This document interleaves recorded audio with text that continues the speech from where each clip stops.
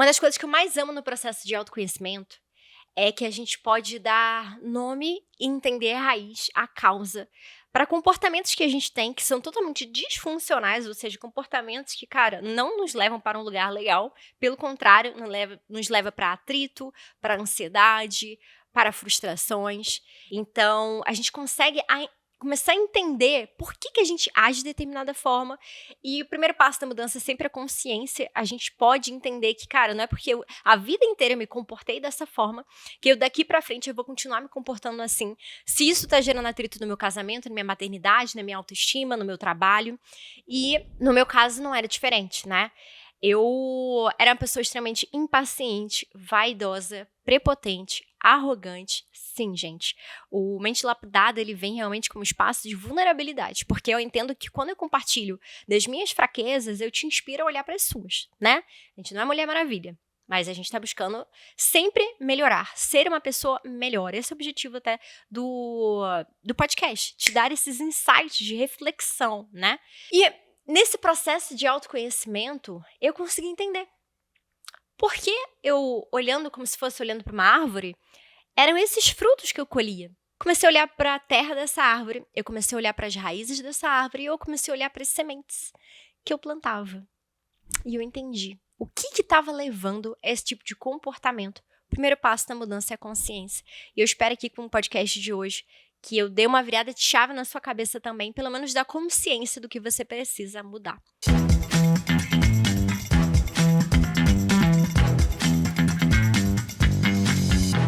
Mas antes de eu te contar sobre esse insight, eu quero dizer que eu estou em celebração, porque a gente chegou ao marco de mais de 6.000 pessoas ouvindo o Mente Lapidada podcast. Você tem noção disso? Organicamente, gente. É muita gente. A gente chegou isso em 2 meses. Tem um podcast que eu amo, que eu acompanho, que eu vi que ela chegou nesse valor de 5.000 em um ano. Então, cara, obrigada. Obrigada a você que me ouve, você que compartilha, você que me manda direct, você que posta nos seus stories que você tá ouvindo, que você traz esse feedback que tá te ajudando a ser uma pessoa melhor, uma pessoa mais consciente, a sair do piloto automático. E se eu posso te pedir alguma coisa, continue compartilhando. Seja aqui no YouTube, seja no Spotify, compartilhe para o máximo de pessoas, para o máximo de mulheres, para que minha voz chegue a mais mulheres, para que mais mulheres possam subir de nível em todas as áreas da vida, que é meu grande objetivo com o meu trabalho, né? Não só com o podcast. Tá bom? Então, só um parênteses aqui pra dizer que eu estou em celebração, tô muito feliz.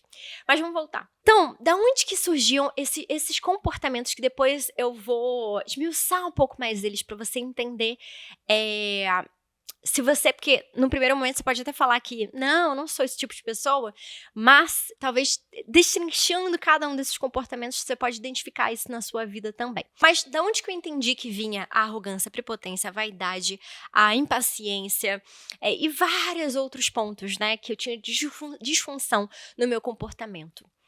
Gente, vinha de uma palavrinha chamada orgulho. Dentre tantos cursos e formações, né, que eu já fiz de mentalidade, neurociência, um desses, na palestra da mentora, ela falava sobre o orgulho na vida. E foi engraçado, assim, porque eu tava nessa palestra, e ela falando de orgulho, orgulho pra cá, orgulho pra lá, orgulho pra cá, orgulho pra lá, e eu estava no celular. Tipo assim, não é comigo. Eu, orgulhosa? Eu, né? Lembra? Prepotência, né? Arrogância. Nunca é com você, você não precisa mudar. Eu lá assim, gente, não é comigo e tá, não sei o quê. Tá. De repente, ela começou a falar das características do orgulho e explicando e esmiuçando o que são cada uma dessas características. Quando ela falou de arrogância, eu falei, gente, eu não sou uma pessoa arrogante. Eu lá no celular nem prestando atenção nela, né? Não sou uma pessoa arrogante. Não sou, definitivamente. E aí, ela começou a usar exemplos dela. E quando ela começou a usar exemplos dela, eu comecei a ouvir aquilo, eu parei de mexer no celular, comecei a ouvir. E ela trouxe exemplo, por exemplo, da arrogância. Ela falou, gente, eu era péssima pra responder o WhatsApp. Eu não respondia as pessoas a tempo, demorava mais de uma semana pra responder. E eu sempre pensava, cara, as pessoas sabem que minha vida é muito corrida, que eu não tenho tempo pra ficar respondendo todo mundo no WhatsApp, então elas sabem que eu vou demorar pra responder, então tá tudo bem. Ela tem tempo, porque ela isso da vida dela, ela tem tempo, eu não tenho tempo. Arrogância. E eu parei, a carapuça serviu. Porque muitas vezes, eu já pensei isso, valorizar mais o meu tempo do que da outra pessoa é arrogância. Impaciência. As pessoas quererem fazer algo e você falar, não precisa não, deixa que eu faço. Achar que você faz melhor e impaciência com o tempo do outro. Meu tempo é escasso, eu não tenho tempo para isso. Impaciência com o outro, com o processo do outro, com o tempo do outro. E aí a carapuça serviu de novo. Prepotência, vaidade.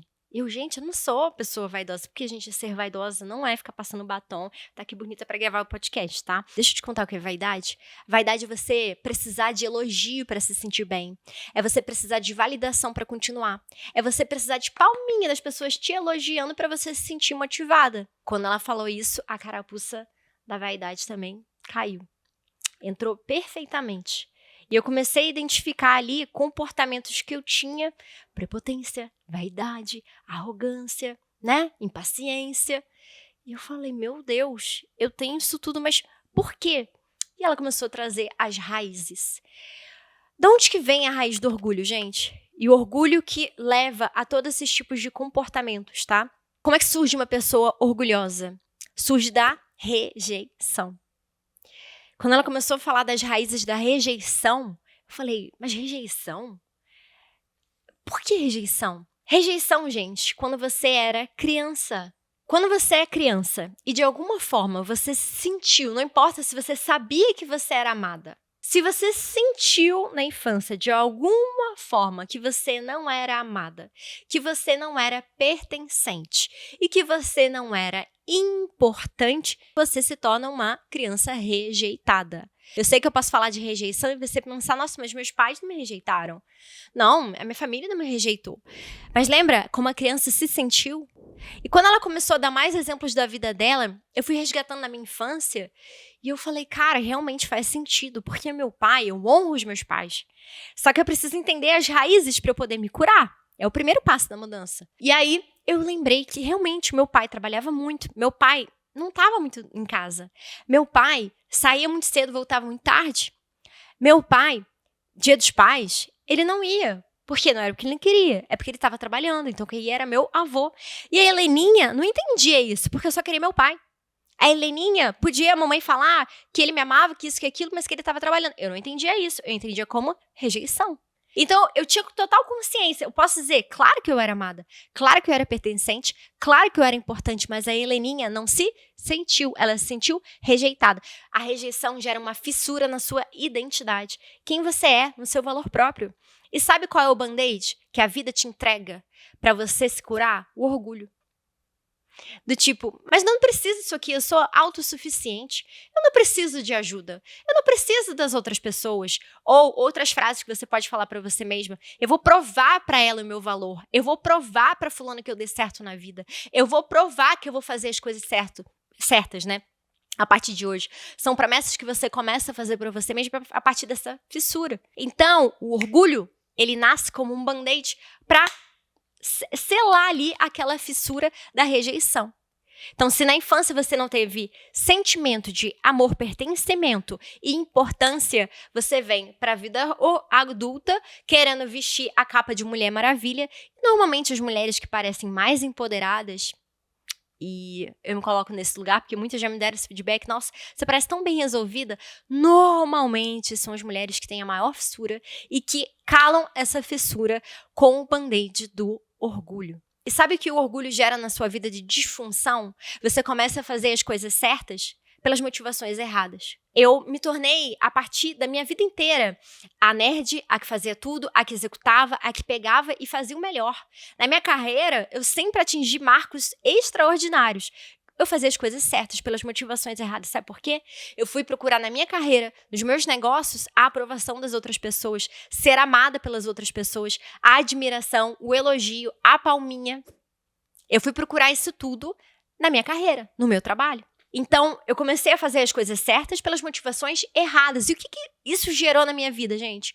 Burnout, crises de ansiedade. Toda vez que eu não batia uma meta, eu questionava o meu valor próprio. Eu tinha impaciência para a maternidade porque me roubava do meu trabalho, que roubava do meu valor, porque meu valor estava no meu trabalho. E talvez algumas fichas estejam caindo aí para você. Caraca, Helena, nunca tinha parado para pensar que eu tenho esses comportamentos na minha vida, só que eu achava que a vida era assim, era a minha personalidade. Eu não tinha olhado para as raízes. Eu não tinha olhado pro fundamento. Por que eu ajo dessa forma? O que veio da minha infância? O que faltou na minha infância? O que eu não senti na minha infância? Que eu passei a buscar na minha vida adulta incansavelmente. Isso, às vezes, você coloca, não é no seu trabalho. Pode ser, por exemplo, em papéis, como esposa. Você é aquela esposa que precisa o tempo inteiro do seu marido dizer que te ama, o tempo inteiro afirmar que te ama, de fazer coisas por você. Amor, você me ama. Mas você me ama mesmo? Tem certeza que você me amou? Você não falou hoje que você me ama. Não tem problema nenhum, gente, você tem um querer carinho do seu marido. Mas tem problema você depender disso pro seu valor próprio. Não tem problema nenhum você querer ser elogiada pelas pessoas, mas tem problema você querer validar o seu valor pelo elogio. Não tem problema nenhum você querer uma pessoa que performa. Problema nenhum você querer ser uma pessoa que performa profissionalmente. Mas tem problema você colocar o seu valor no seu trabalho. É você querendo colocar band-aid e band-aid, band-aid nessa fissura com o seu trabalho, com a sua maternidade, com o seu casamento. Então você começa a fazer as coisas certas, que é ser uma boa esposa, ser uma boa mãe, uma boa profissional, pelas motivações erradas. Uma hora a casa cai. E o meu veio com burnout. O meu veio com crise de ansiedade. Porque eu não tenho controle do elogio das outras pessoas, da admiração, ser amado pelas outras pessoas. Eu não tenho controle externo. E toda vez que eu era criticada, meu valor não existia. Toda vez que eu não tinha palminha, meu valor não existia. Toda vez que eu não tinha admiração, meu valor não existia. Dá pra viver dessa forma? Talvez as fichas estejam caindo. Nesse podcast, meu grande objetivo foi abrir a sua mente. E te mostrar que não! Comportamentos que você tem na sua vida que você não curte, que são disfuncionais, você não deve tapar. Você não deve aceitar. A gente veio nesse mundo para viver em abundância em todas as áreas da nossa vida, inclusive satisfação com nós mesmos, com a nossa evolução, com o nosso comportamento, como a gente age com as pessoas. Então, se hoje, alguma dessas características aí que eu falei para você, você falou, cara, faz sentido, o primeiro passo da mudança é a consciência. A gente vai descobrindo que grande parte do que a gente vive hoje, quase tudo, demora muito realmente na nossa infância. É possível mudar, mas o primeiro passo é reconhecer, ter humildade. Sabe o que significa humildade? Reconhecer a própria limitação. Reconhecer. E ir tirando, por mais que doa, porque o band-aid ele dá uma grudada no cabelinho, e aí você vai tirar, dói. Pouco a pouco você vai tirando esse band-aid. Meu grande objetivo com esse podcast foi abrir a sua mente para que você busque cada vez mais essa mudança. Se esse podcast fez sentido para você, e você conhece alguma amiga que também tem esses tipos de comportamentos, você quer ajudá-la a identificar, não é hashtag fica a dica, não é indireta para ela, é realmente estender a mão de amiga. Olha se não faz sentido isso para sua vida. Compartilha com ela, seja no YouTube ou seja no Spotify. E eu te espero no nosso próximo Mente Lapidada podcast, todas as segundas e quintas. Te espero aqui. Até mais.